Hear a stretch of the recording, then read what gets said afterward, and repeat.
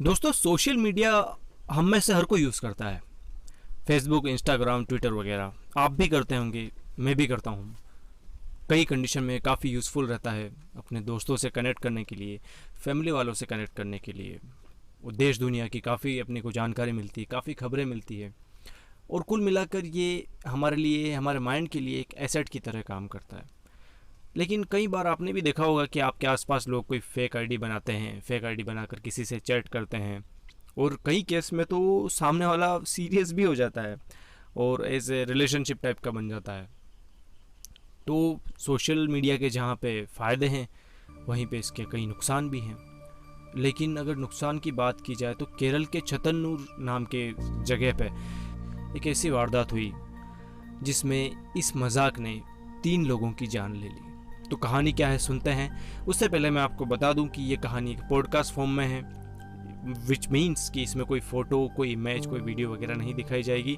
आप फ़ोन को साइड में रख सकते हैं या कान में ईयरफोन डाल के सुन सकते हैं। तो फ़ोन रख दीजिए अपनी पॉकेट में और कान में डाल लीजिए ईयरफोन और करते हैं शुरू।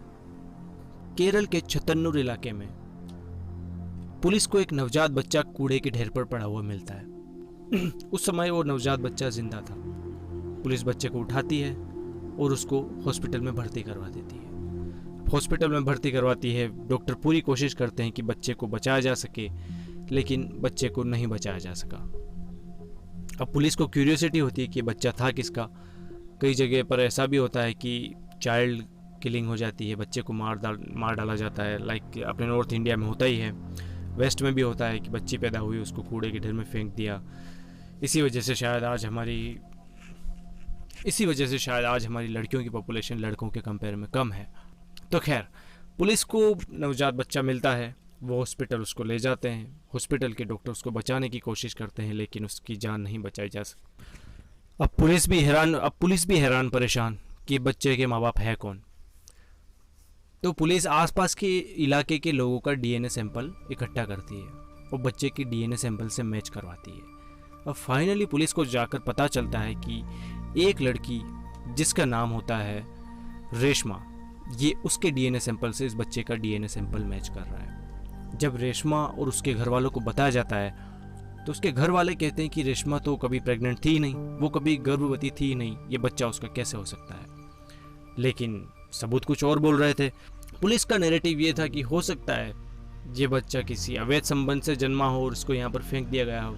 लेकिन घर वालों का नैरेटिव था कि अगर रेशमा प्रेग्नेंट होती तो हमको तो पता होता, हमको कुछ सिम्टम्स वगैरह दिखते।